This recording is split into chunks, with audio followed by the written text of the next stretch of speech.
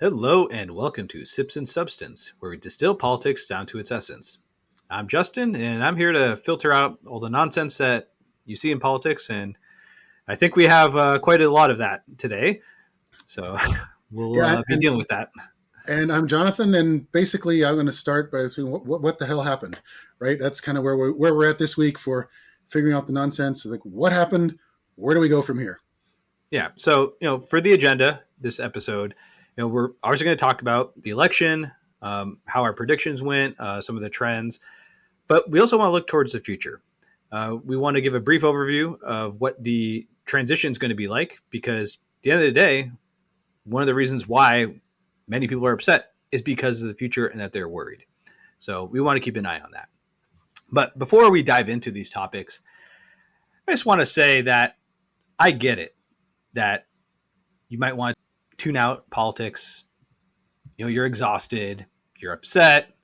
Some people might even be happy, and it bothers you that they're happy because you might have different values. Whatever it is, right? Well, I think there's more than some people might be happy. A lot of people, Yeah, are fairly happy, right? And there's a pretty stark divide between happy and not. And so, I mean, living where you live, it's a fairly diverse atmosphere in LA, far more diverse, say, than here in Boulder County, right? Whereas there's a lot of liberal despair right now in Boulder County. I'm hearing from a lot of friends that are like, "Oh my God, this is the end of the world." And then my daughter lives in Brooklyn, and in Williamsburg, Brooklyn, it's the same kind of thing. People that don't know what to do. They're emotional. They can't go to work. It's just like, oh God, what happened here? And I think it's useful to take a step back and just consider we've been here before, right? We've been through Trump before. We kind of know what to expect. And people are, we get the doomsday scenario from the campaigns. Oh my God, this is going to be the worst thing ever. And the media likes to hype that up too, because it gets people to tune in and to read. And it could be worse, right? If he goes through with a lot of the stuff he says, it will be a lot worse for a number of people, right? But if it's really bad, there will probably be a very swift and severe reaction from the people, right? We have a long history of reacting very strongly in midterm elections to governments and presidents that sort of overstep their bounds. So you can't say, yeah, it's not going to be any big deal. But more likely than not, we will emerge stronger than we are today. We'll make it through this. I mean, I can think back to, say, when George W. Bush won for the second time. There was a lot of progressive despair. It's like, how do we reelect this guy? He gets us into this war. Everything's horrible. What's going on, right? How can we do? The Democrats must be sunk.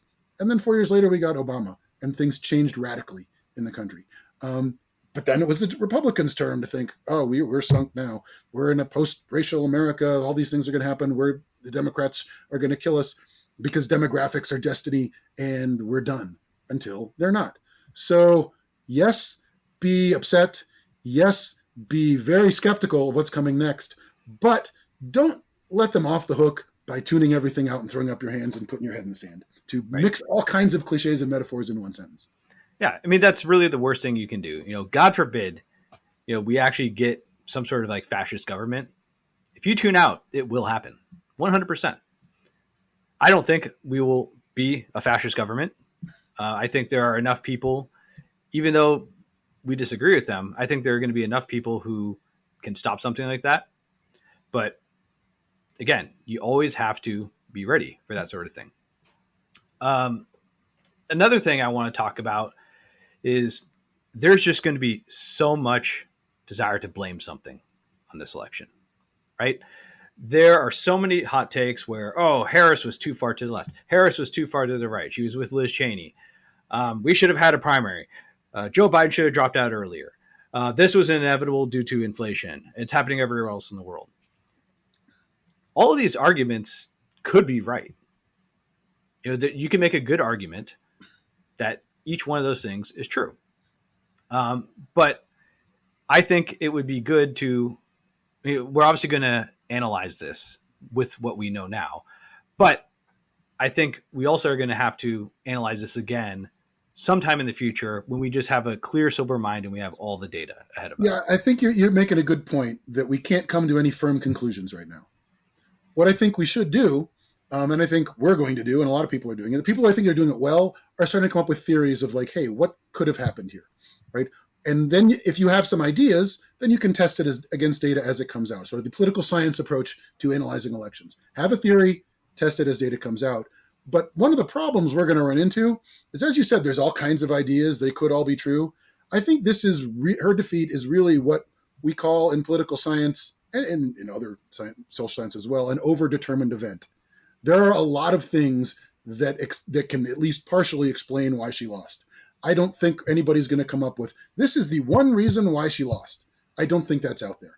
I think this contributed in this way, this contributed in this other way. Here's another issue that contributed in a third way. This approach could, I mean, there are being by overdetermined, I mean, there's lots of possible explanations that are probably all at least a little bit right for some subset of voters. So what our job is right now, I think you're right, is like, let's just figure out what happened in a larger sense and start to think, what are some possible lessons we can learn from it? And what do we need to keep in mind as we get more information, right? They are, as we're speaking right now, still counting votes. And I just, as an aside, what is wrong with you people in California? How can you not count votes any quicker than this? I understand, big state, blah, blah, blah, blah.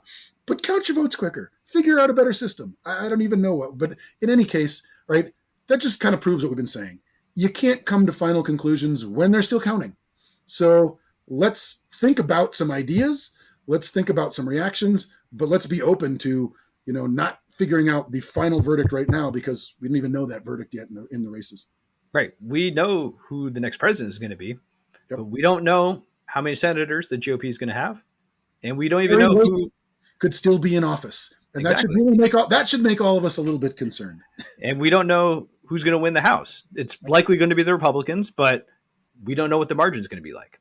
So we got to wait. Yeah. And so for our episode today, to try to embody a little bit of, oh, it's horrible, but hey, it's not so bad, and get a little gallows humor going, because I'm nothing if not twisted in my sense of humor for dark. I'm all in favor of dark humor. I have the best gallows humor beer available, Le Fin du Monde from Unibrew in Canada.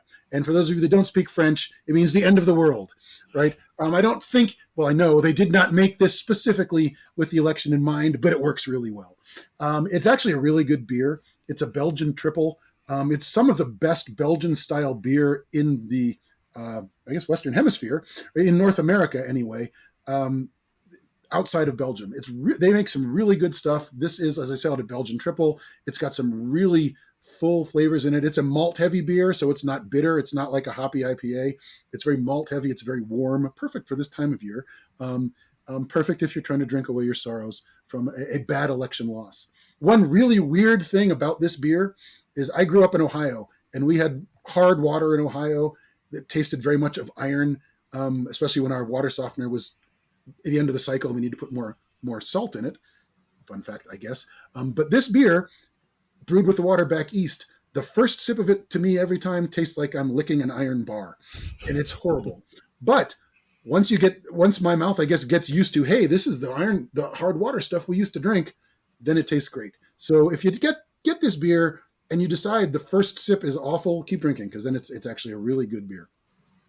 So that brings us to what the hell happened, right? How are we here? We were talking about last week, both of us were optimistic, and I'm going to blame Justin a little bit for that, because the week before I thought it was over. But he convinced me, no, we should wait a week and predict and have our predictions in the last week, and I bought into the optimism.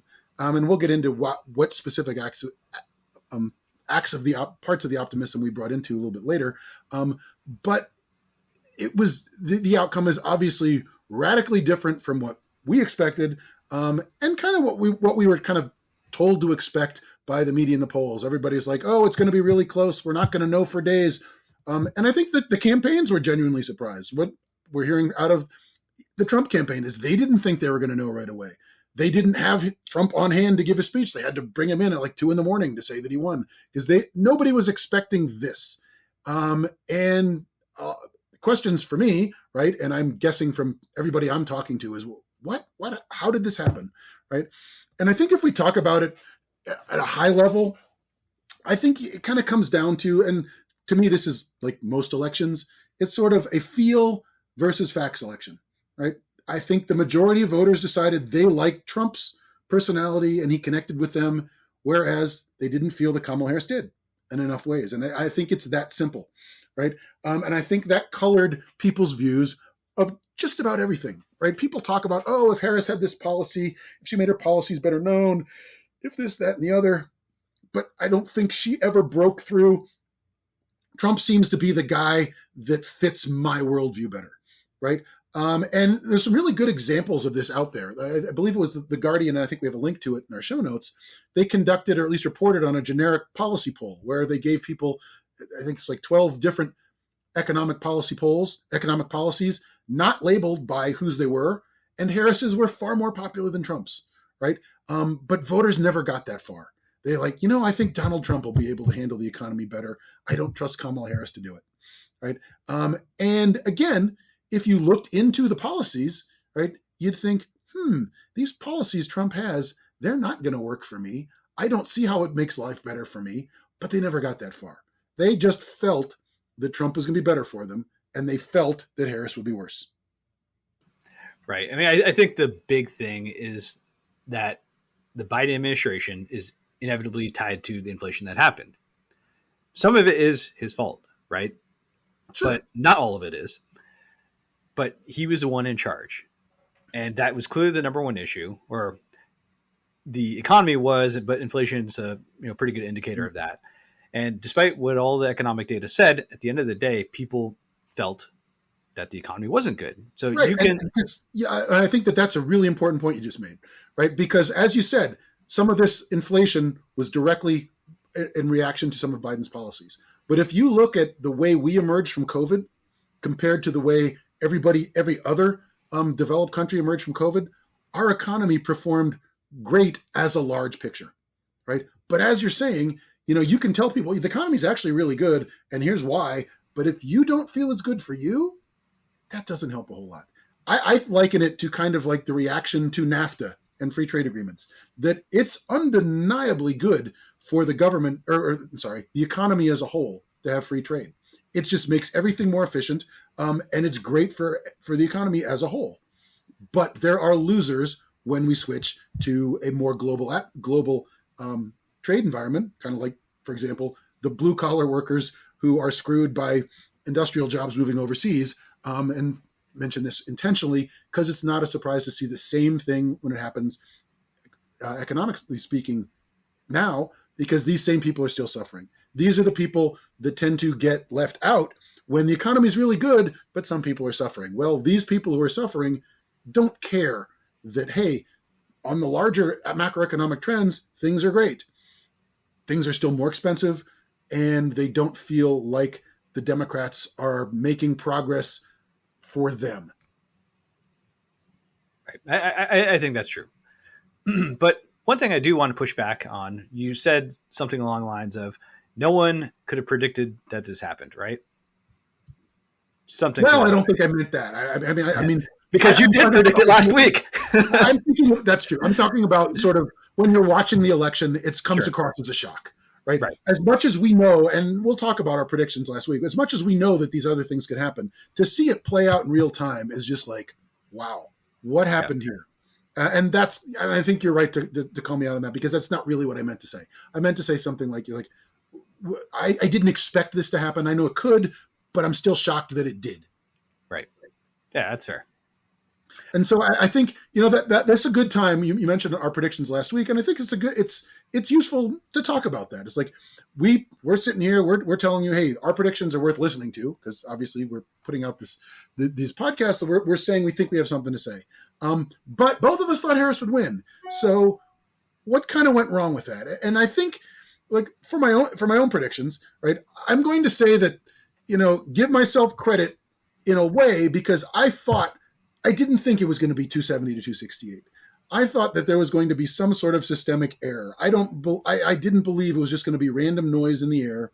I thought that the pollsters had overcorrected for Trump, and that's why we were seeing more Trump support in the polls than I thought we would see. And I was completely wrong about that. I was correct that there would be a systematic error, right? But I was just catastrophically wrong in the direction, right? I did say it's either going to be Harris in a walk or what actually happened with Trump, but I thought it would be Harris. Left out the possibility if the error was the other way, it would be Trump.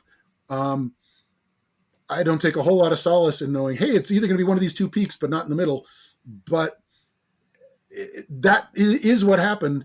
And it is right that there was going to be systematic error. I just had the wrong idea of which way it was going to go. And again, I'm going to blame Justin for making me become optimistic over the last week. Because we predicted the week before, I'd have been dead on. Yeah. I mean, going back to my predictions, I was wrong in the sense that, I predicted that this Hispanic vote was going to propel Trump in Nevada and Arizona, which it did. That she wouldn't have enough black votes in Georgia, which she didn't. But then I also said she would win the Rust Belt and she would win North Carolina. And again, I don't know why I keep falling for this, that, North Carolina, this is the year for the Democrats. But every time I just get screwed. So I'm not going to do it anymore. At least you're not falling for the Texas bit. Right.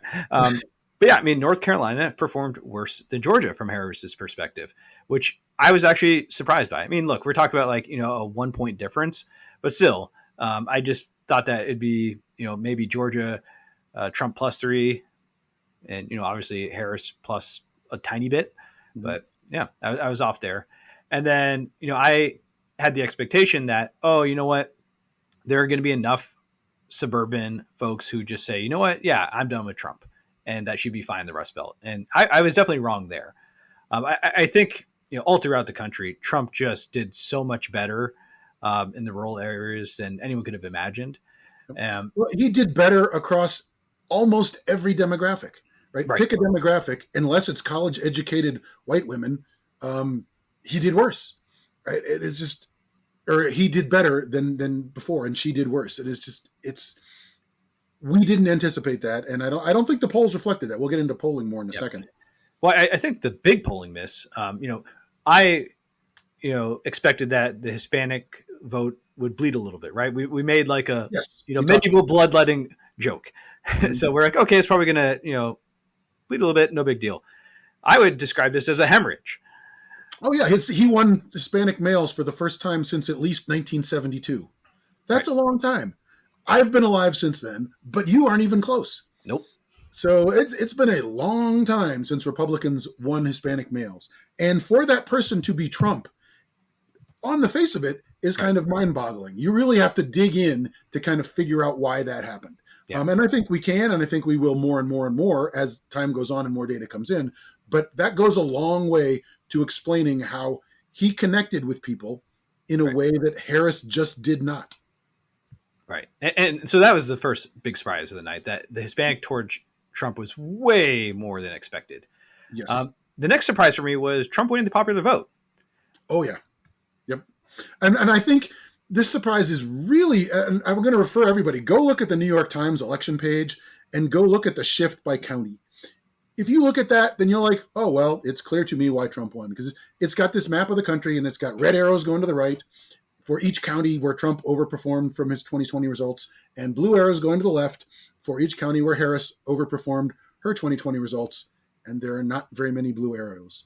The whole map is red to the right because people everywhere, all across the country, they're like, Trump's the guy. And I have to say that I should apologize to H.L. Mencken for thinking he was ever wrong. But his quote, which again, we'll paraphrase loosely, is like, nobody ever lost political office underestimating the intelligence of the great mass of the common people. Now, I don't want to interpret that, have that interpreted as saying I think everybody's dumb as a rock, because that's not fair. But I think what it gets at for me is sort of this feel versus facts things. People go by how they feel about the election. They don't dig into the policies and analyze them and think like, oh, well, this is going to be better for me. This is going to be worse for me. They don't get that far. They think, I like this guy. I don't like that woman. I'm done. I don't need to think about it anymore. And that's completely, to me, what happened in this election across a lot of demographic groups. Yeah. Politics is emotional and storytelling. Yep. And yeah, he had a story that appealed to everybody. So another example of this shift, you can look at the 5 boroughs in New York City, right? from 2016, it is just deep blue. And then 2020, you start getting these patches of pink. And in this election, you see patches of red, pink everywhere. You still have your, blues in, say, Manhattan and whatnot. But in urban areas, Democrats are hemorrhaging votes. And that explains why Trump is winning the popular vote. Yep. Because well, and then as same kind of things, even if you sort of explode that out a little bit from the granular, what's going on in the cities, look at Democratic states like New Jersey and Illinois, right? All of a sudden they go from 15 points, 10 points to 5 and 6. And it's like, what is going on here? How is he winning all these votes? Even though she's winning these states, he's winning a lot more votes. Right. I mean, I would never have guessed that New Jersey would be considered a swing state. Yeah. And it's much closer to toss-up than any other way around. And what I thought was interesting, I saw somebody on CNN was talking about sort of these shifts, and they showed the margins in Texas versus the margins in New York, right? Republicans are closer to winning in New York than Democrats were to winning in Texas. That is crazy. And that's mind-blowing. We've been told that Texas is going to flip. It's going to flip. It's like, no, Republicans are closer to winning New York than Democrats were to winning Texas. And if that's going to be the case, you got no chance. Right. The last surprise, at least from my perspective, was the amount of split ticketing. Mm-hmm. I don't know. Actually, I do know, but the polls said that there was a discrepancy between supporting the top of the ticket and then the respective senators. Mm-hmm. And for the past several weeks, we've been saying, this is bullshit. This doesn't make any sense. They're going to tighten to some degree. And yeah, they did tighten, right? But it was just really shocking to see someone like Alyssa Slotkin, who won the Senate seat in Michigan, just outperform Harris by that much. Sure, but again, I think you can kind of compare races like that because, for example, we thought that the Kari Lake thing in Arizona, that it couldn't possibly be that divided, and it wasn't. Right? She's within like 1.5 points right now, or something like that. They're still counting in Arizona. Arizona, like your state of California, doesn't count votes worth of shit. So they're still trying to figure out what's going on there. But yeah, so there were kind of weird, I guess, mirages in both directions in terms of split ticketing, right? We talked about Casey trying to encourage split ticket voting in Pennsylvania by trying to identify with Trump. Didn't seem to work out particularly well. Well, it did. He outran Harris. Well, but yeah, he's still losing. Yeah. It helped him a little, but not as much as he was hoping. Sure. Right. But it seems, and Slotkin, she won that way, right? Tammy Baldwin, same kind of thing. She managed to hold on. Probably has something to do with incumbency too. That never hurts. But again, Kari Lake, much closer than you would think when somebody is such an obvious nutcase, right? People are still going to vote for her. It seems, right, in fairly large margins. It's still less. There is still some split ticket voting because she's underperforming Trump quite a bit, but not as much as I would have thought, and really would have hoped too. There's also a lot of folks who just vote at the top of the ticket and then don't vote. That's true too for the Senate races. That is true too. That could also explain some of the discrepancy there. Yep, definitely. I think that's something that we shouldn't underestimate. We might want to even come back to that at some point. How many people just vote for president is a useful thing to look at once we get full data on that. It's worth mentioning at least for 5 minutes. And to be clear, again, votes are still being counted. We don't know what the popular vote difference is. We will come back to this in a postmortem when it's appropriate to do so. Yes. So let's talk Senate. Your prediction was Tester was going to lose, but everyone else was going to win, right? So that would have put them at 50 or 51. So again, I'm going to sort of put a caveat for all my predictions because I sort of built on my prediction for president. I thought we were going to have error in the left direction and be systemic that way. And so I made all my predictions that accordingly. And obviously I was wrong. Trump overperforming, I think, brought a lot of candidates along with him. And I think that there's going to be a lot of sort of consequences from that, because this time it's pretty clear to me, and I think it's going to be very clear to Republicans, that a lot of these victories are because of Trump, right? He pulled them over the line. And I think he's going to have a lot more political capital these days to overcome people that in his first term say we're very reluctant and resisting. Now they know this is without a doubt Trump's party. He's brought along a lot of people in the Senate, particularly Moreno, for one, is a really good example. Trump candidate beat a fairly popular incumbent in Ohio handily, right? And so my predictions in the Senate, just off. My prediction in the House, same way.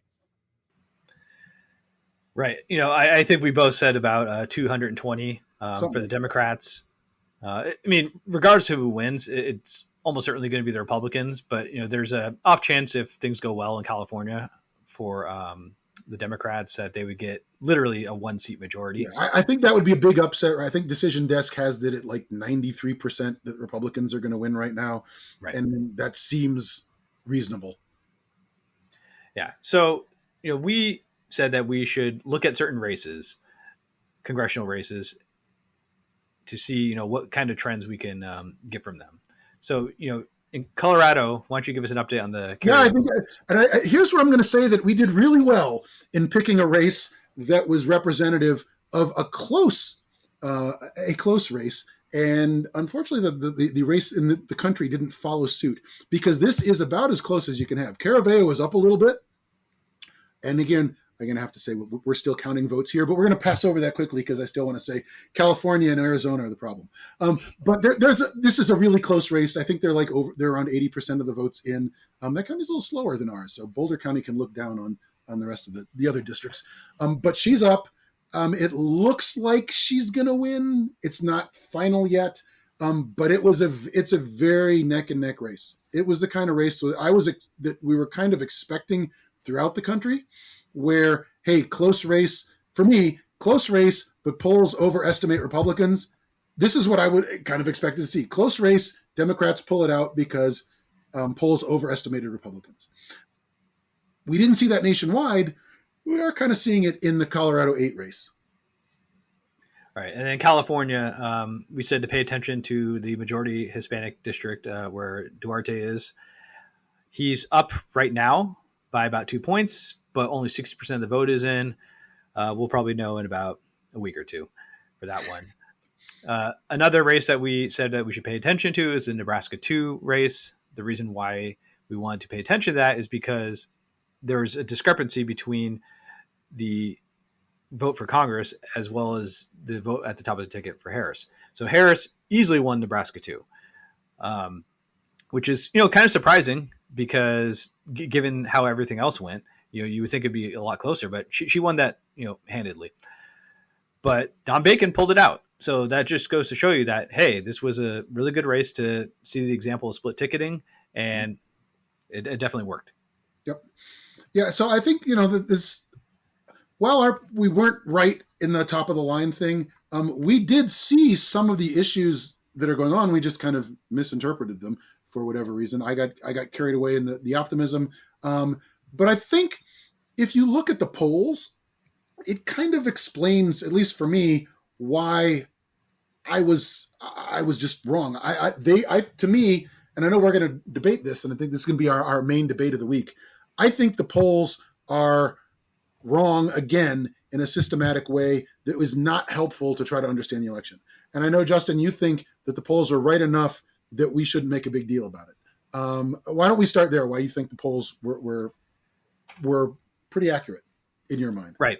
So in our previous episode where we talked about polling error, there are two sources of error, right? There's the sampling error where you're just going to have some sort of margin of error, mathematically speaking, right? And then there's the systematic error based on your models, right? Because when you have your sample, that sample is not going to match the electorate. So you have a particular model, and that model is going to introduce error because you're going to say, oh, you know what? I'm going to assume that, suburban white people vote like this. I'm going to assume that if we have 50% Democrats, but we're in like a 60% Democratic state, we got to make adjustments there. We got to make adjustments based on race. There are a lot of adjustments that are done, and that introduces error. For a basic example of that, suppose you're doing a poll of 10 people, right? And you end up talking to one woman accidentally. So you'd have whatever she said, you'd have whatever the 9 men say, and she'd get 1 vote. But you would know, hey, if I'm actually going to do an election, women are going to vote at least as much as men. So if you were going to balance out your poll, you'd have some sort of weighting mechanism where this one woman's vote would count 9 times in your poll. So you'd have 9 women's votes and 9 men's votes. That's I think the easiest example we can give for what that means by weighting. You have some sort of model where you think there's going to be so many women, and if I don't have that many women, I need to give extra credit for the women that I did talk to. There's going to be so many Hispanic men who don't have a college degree. If I don't talk to enough of them, I need to sort of adjust to make each one that I do talk to worth more. By the same token, if I talk to too many of them, I need to make each one's vote worth less. And that's what they're doing with polling, and that's where we get this systematic error. Right. And at the end of the day, I think polls are useful in that they at least tell us something. They told us that the race was going to be close, and it was, right? I think that it was. See, to me, this race wasn't anywhere near as close as 2020. And all the things going in told us this is the closest race we've seen ever, right? But in 2020, I don't know if did we know who won by Friday? I don't remember. It took. I knew who won on election night. Okay, but nothing was called. Arizona wasn't called for a while. There's things were closer in 2020. We knew definitely on election night this year who won, right? We also knew in 2016. But what did the poll say in 2020? That would be a Biden blowout, right? Yeah, and he squeaked it out. And so I think that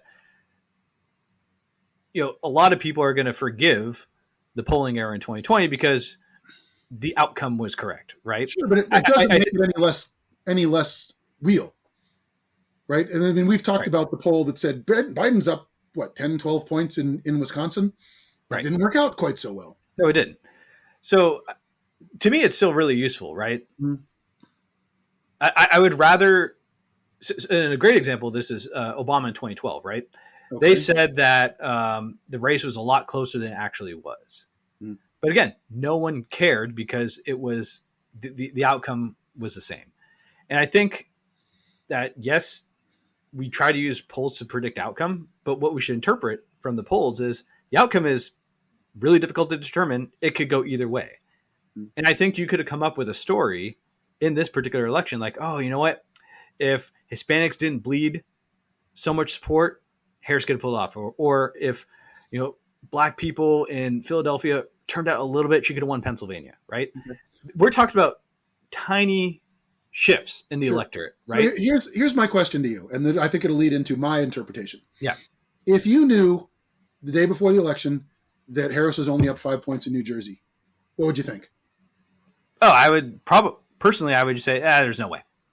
I think she's done. She's cooked. If that was an actual poll, if it was a believable poll. Okay, believable, sure. Yeah. Would you think it would be shocking? Any chance to win? No, and we never got that information. And to me, that's a really good symptom of the systemic error that I see in the polls. Right? When I talked about my predictions, I thought there was going to be systemic error, and I thought it was going to be different this time because they would have overcorrected.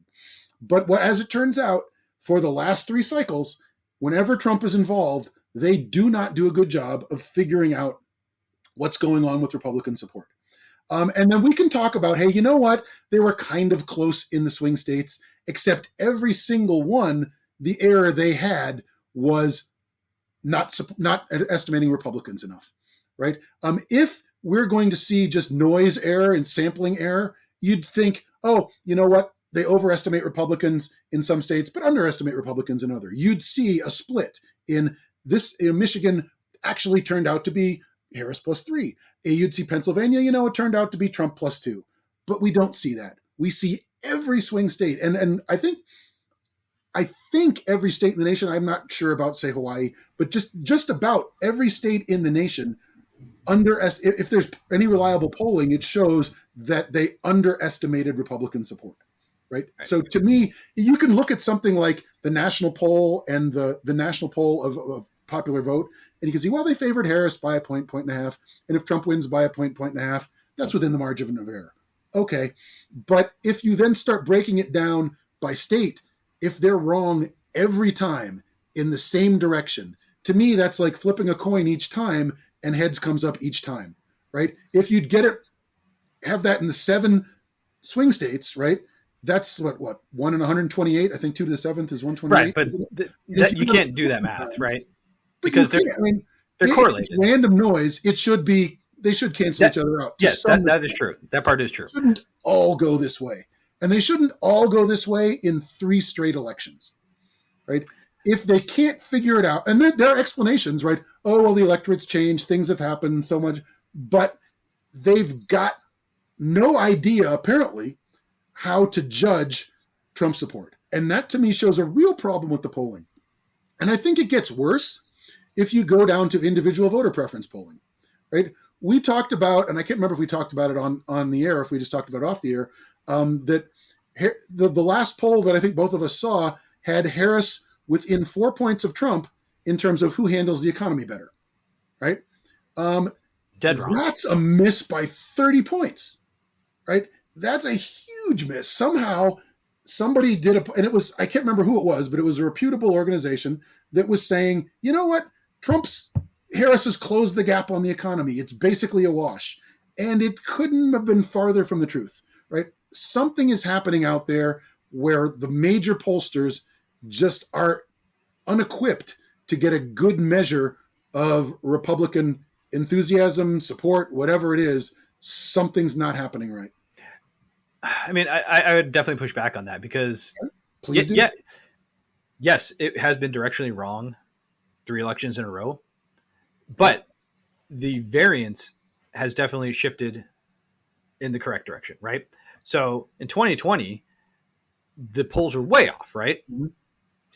Now they're off by a little bit. I think that's really useful. Really useful. Sort of. I mean, but like, there have been some polling of Florida and Texas. Yeah. Right? They weren't in the ballpark. No, they weren't. And this brings up a good point because I think that we've always been hyper focused on the white working class and getting the Rust Belt right.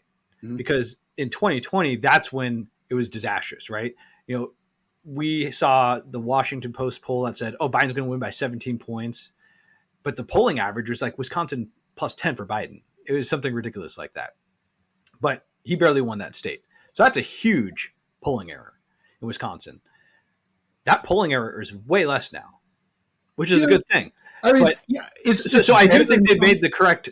They clearly made corrections to the model that are accurate, right? Now, you bring up a good point with more accurate. I'll go as far as saying they're more accurate in some instances, right? Maybe they've done a decent job of modeling what's going on in, say, the blue wall, right? Yeah. With the exception of they're still all wrong in the same direction. I think if you're within 2 points, I think that's really good. To me, it would be better if it was a little bit of this, where there are 2 points wrong this way, 2 points wrong that way, 2 points, but when it's always 2 points that way, that to me is you need to do some more work. Maybe. They clearly need to do more work with Hispanics, right? Because that's where we started to see the polling error in Texas, Florida. So every election, there's going to be some element of the electorate that you miss out on, right? But they also missed with women, right? They thought there was going to be this huge gender gap in women, but she lost ground with working class women. Yeah, I'd like to see, once more data comes out, we've been told about Gen Z, right? That the gender gap for Gen Z was historic. That was huge, yes. Yeah, I don't know if that's still the case. The things that I've read say that Gen Z women broke hugely for Harris. Okay. But then working class older women broke for Trump. Which again, not what the polling led us to believe. Right. So I again, it's easy to say, oh, it's the polling. But I mean, when I see one of the reasons became optimistic, right, is we saw this poll out of Iowa, and everybody's like, "Oh, this woman is I can't remember her name. You probably And know the Seltzer. name. Yeah. Yes, she's a very highly regarded pollster, and Yes. she's saying, you know what, women are behind this. Women are breaking for Harris. She's going to win. She's ahead in Iowa, or at the very least within the margin of error. Iowa's going to be close. Iowa wasn't close. Wasn't remotely close. Right. Right. So No, it wasn't. it was that poll missed badly. It did, for sure. I mean, I'm glad that she released it, right? Because definitely any reputable pollster is going to have misses, right? Yep. And Nate Silver, was really on everyone else's case about hurting, right? Because mathematically speaking, there was just no way that everyone was just pulling this exact same thing correctly. Now, I think it was less about hurting and more about, they used recall vote and they said, hey, you know what, the electorate in 2020 looked like this, and everyone kind of had the same model. So it wasn't hurting from like we're fudging data or throwing out data. It was just that everyone had similar models. But I'll let the statisticians debate that one. Yes, we probably should. Otherwise, people are going to. Anyone who hasn't fallen asleep yet would certainly do so shortly. But I think the basic discrepancy between us is that I expect more. Right? I don't expect to see the error in the same direction every time for 3 straight cycles. Something needs to give. I want to see them figure out, or at least come up with a better understanding of why they're not measuring Republican support so well. Right? First, it was the idea, shy Trump voters, and then the idea, they're just lying to us. And I don't think that doesn't hold any sort of value for me, because the Trump voters that I'm familiar with are not embarrassed to be voting for Trump. Right? I think most Trump voters seem to be more than happy to tell you that they're voting for Trump. I think that I think part of it could be that, there seems to be this idea that, he seems to have pulled all the Trump voters out of the woodwork that he possibly can. But there seems to be an untapped bench that he's tapping into each time. He's getting new voters to come out and vote for him. And for whatever reason, the polls don't seem to do a good job of anticipating that. Well, at least we won't have to debate that anymore, because he can't run again. Well, let's hope, right? If he does run again, then we know some of the things we've been saying earlier about, we don't, everything will be fine, probably has not gone so well. So the next thing we want to talk about is we told everybody, hey, this is how you can watch the election like a professional. And so we wanted to sort of give it a little recap. We don't want to go into this too long because it's not that exciting. But how we watched the election, right? And then to do that, I think the most interesting thing is to think about, like, when did we first start to worry, right? And for me, the first sign of worry was, and I texted you about this at the time, was an exit poll that came out in Georgia talking about independents. It said independents were splitting for Trump. It's like 66 to 33. And I saw this poll and I'm like, it can't be true.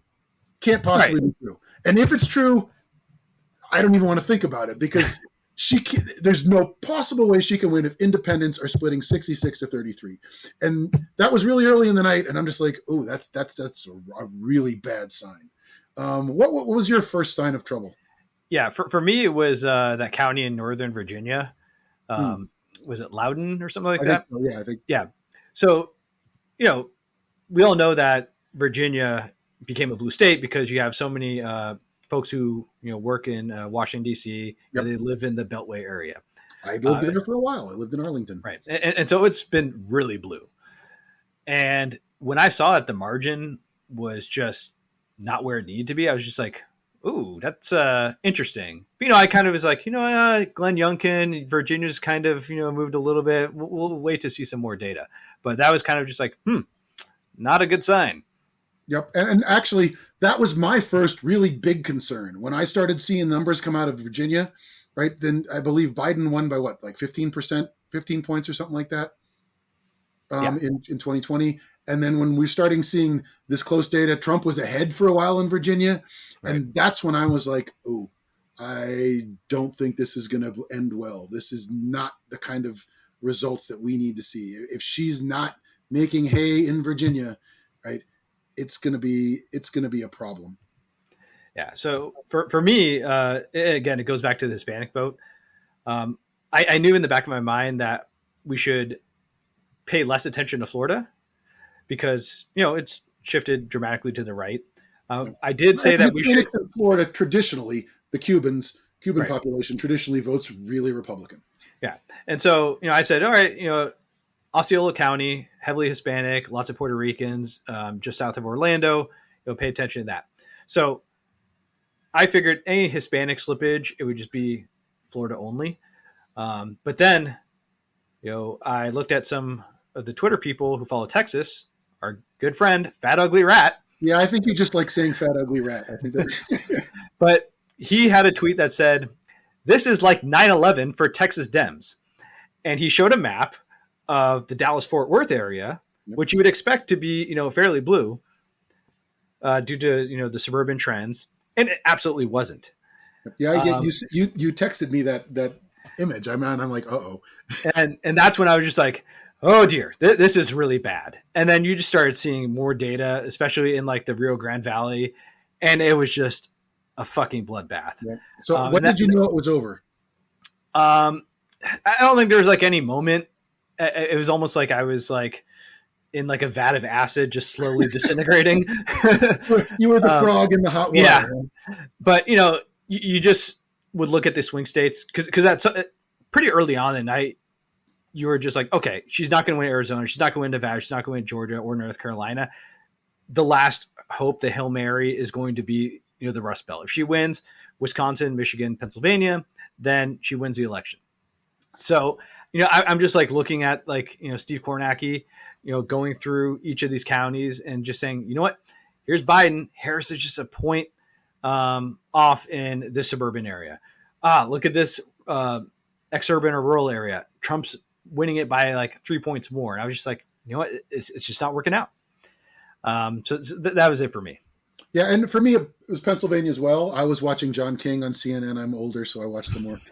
I watched the older guy. My wife and I love John King at the Magic Wall. We're stuck with that, and we did appreciate that CNN did not make us suffer through the spinning during the actual vote. So we managed to stay tuned into John King. But when he starts showing us the margins in Philadelphia, and we're seeing she's 80-20, and you'd think, oh, 80-20, that's pretty good. But Biden was 90-10 or 9 even more, and that's when I knew it was done. She's not making up ground in the cities. She's not gonna overcome all the advantage that Trump's running away with in the more rural areas. When I saw the Philadelphia numbers, I was like, yeah, it's not going to happen. And so it was hard to watch.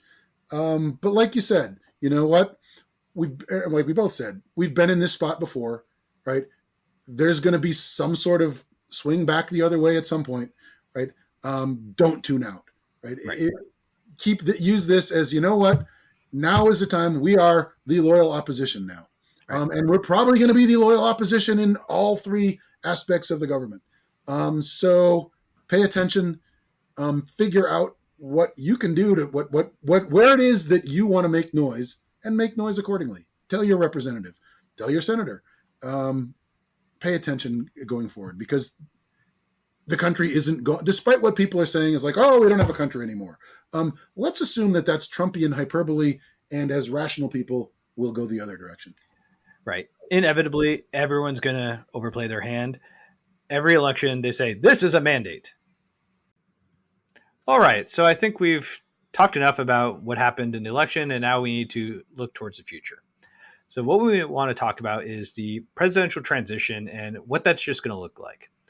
As we learn more about who's going to be in important positions for various cabinet positions and whatnot, we'll talk about that. But we really want to just give like a high-level overview of what this is going to look like. And I think it's important to note that that's what we're going to do, because I think we're in the same boat as just about everybody else. Is like, really, we're going to get into that now, and we're not going to drill down as deep as we usually do, and that as we're going forward, right? We'll give you sort of the high level. Hey, these are the things to pay attention to. These are the things to take a look at. And as we get more information, as Justin said, we'll give you a little bit more detail. Right. So the president has to make about 4,000 appointments, and about somewhere between 1,200 and 1,400 need to be confirmed by the Senate. And so this, ranges from Attorney General, who's going to be in charge of the Justice Department, all the way to the, assistant manager for waste disposition in the Department of Energy. Right. There's just so many positions out there. I think we should stipulate too that the president isn't going to make all of these assessments. Right. There's a lot of that gets farmed out to staff. So it's important for these purposes to know, hey, who's making these decisions for the president, in this case for Trump, because there's no president does. No president knows who all these appointments are going to be. Right. He empowers people to do this selection for them. It's just too much otherwise. Right. And, the president, you have the cabinet, right? So the cabinet are the folks who are going to execute and actually perform the duties of the government. Those almost certainly need a Senate confirmation from the, say, Attorney General all the way down to, your principal deputies, your assistants, so on and so forth. But I think we should clarify, too. When we're talking about the major cabinet, we're talking about the secretaries. Secretary of State, Secretary of Defense, Attorney General, those kind of ideas. That's a small group, right? It expands exponentially below them. Yes. But the ones that, say, Trump is going to be most involved with, they'll be the Secretary of Defense, Secretary of State, Secretary of Homeland Security, that sort of thing. Right. And then on the other side, there's the executive office of the president, also known as the West Wing. So if you've ever watched a show, you see Leo McGarry, Josh Lyman, all those folks. Those Toby. I like Toby. Yes, I like Toby too. But those guys, they aren't really part of the government per se. They don't need to be confirmed by the Senate. No one really cares who they are, except for a couple of exceptions. So the most important position is obviously the White House Chief of Staff. So we do know who that's going to be, and that's going to be Trump's campaign manager, Susie Wiles. So what do we know about Susie Wiles? Well, she seems to really know how to navigate Trump's personality. And that's obviously going to be the most important thing, because in 2016, he went through a lot of White House Chief of Staffs. He had, I think, 4, right? I believe so. Yeah. Which is pretty high turnover. Yeah, everybody. The chief of staff generally isn't a full-term position, but it's usually more than what Trump had. Yeah, Biden had 2. Usually, I think once you have the midterm, you kind of pivot. Mm. So I found this, in the show notes, we have this expose on Susie Wiles. And this quote really stood out to me. She says, Susie's primary qualification for handling Donald Trump is her training in handling her father. She's an expert in unstable, dysfunctional, famous men. She knows when she can help, and she knows when not to try to help. And for that, they're grateful. Yeah, I think that's an interesting quote, but I think that's kind of slamming Pat Summerall, who is her father, a little more than I thought, at least my understanding of Pat Summerall, just from watching him on TV broadcasting football games with John Madden. He at least came across as very stable. So if she could do that with Donald Trump, I think this will be a victory for the country. So let's hope that her professionalism, right, or the way that she's managed the campaign, by all accounts, is very impressive in terms of restraining him from his worst impulses, right? If she can do that, that's a good sign. I mean, it's better than if he picked, say, I don't know, Carrie Lake as chief of staff, right? It would be a very different tenor. So we can hope that maybe this is a good sign that there will be some sort of professionalism guiding the next 4 years of the Trump term, rather than the complete vindictive shit show that Democrats have been telling us we're going to see, right? Let's hope this was hyperbole to try to drive out votes. Trump has told us he's going to do a lot of things that aren't particularly pleasant. Let's hope she reins him in a little bit. Right. And I think if you've paid attention to the January 6th committee and their findings, you'll see all these meetings where you have some real whack jobs who ended up having access to Trump. And, White House counsel, like Pat Cipollone were just livid with that. They're like, get that lady out of here. She's a lunatic. And I think someone like Susie Wiles is hopefully going to be a great filter and basically filter the information that Trump sees so that he can actually not make impulsive decisions. So, and I actually was very encouraged by what I saw at the beginning before I had to turn it off of Trump's victory speech. He called her out, right? And she didn't want to speak. She wasn't there to self-aggrandize, right? She's not interested, so it seems, right, of making a splash for herself, which is a refreshing approach for a politician. We don't see that a lot. And if she's really interested in just doing the work behind the scenes, that would help, would I think, help allay some of the concerns a lot of people in the country have that, this could be a completely out of control administration. Hopefully it won't be. At the very least, this first pick that we know of, this first public pick, is a pick that doesn't say, ha ha, here's a thumb in your eye, Democrats, we're going to just screw you to the wall. This pick doesn't scream that to me. Right. And I don't want us to be misinterpreted, right? I do think that there are going to be some awful things that this administration tries to do. Certainly. They are running on deportation, mass deportation. There are several senators, GOP senators, who support this. There's no doubt in my mind that they're going to try to do this. Mm-hmm. Now, to what degree, I don't know. I mean, we already deport a couple million people a year anyway. That's just what every president does. Conceivably, and this would probably be the best case scenario, Trump just says, look at all these people that we're deporting. We're doing a great job. The border's secure. All illegal immigration is done. I don't think that'll happen. It'll be worse than that, but that's the best case scenario. And the worst case scenario is, we have, camps and that U.S. citizens are inadvertently deported because, they just didn't happen to have their identification on them. But yeah. And I think one thing that along those lines that people forget about is that the Obama administration was very forward in deporting a lot of undocumented immigrants. And what I've heard from a number of GOP senators, whether or not it'll go beyond this is another story, is they're going to at least focus at first on the criminal element of undocumented immigrants. And unlike what Trump says, they're not sending their rapists and murderers, but there are a fair number of undocumented immigrants that have been convicted of a crime. And if they start there, right, while it's not, I don't think that's the kind of doomsday situation we're talking about where they're showing up at schools and pulling people out of school and sending them to camps. And if we don't, I would think, I'm going to hope, right? I'm just going to hope that we're not going to go there.